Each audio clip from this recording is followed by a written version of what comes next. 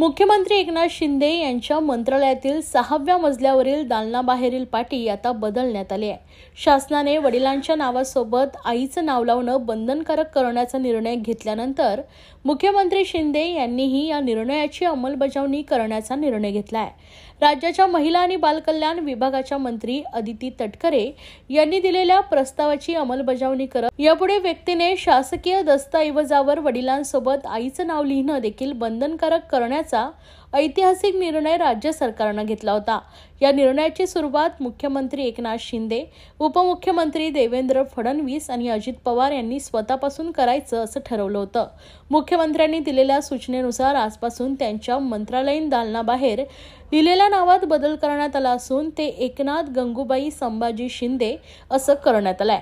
माणसाला जन्म देण्यापासून त्याला मोठं करून स्वतःच्या पायावर उभं करण्यात वडिलांबरोबरच आईचा देखील तेवढाच वाटा असतो. तिचं श्रेय तिला मिळावं यासाठी शासनानं हा निर्णय घेतलाय. समाजात वडिलांएवढेच आईचं महत्त्व देखील अधोरेखित व्हावे यासाठी हा निर्णय घेण्यात आला असून त्याची अंमलबजावणी आता मुख्यमंत्र्यांनी स्वतः सुरू केली आहे.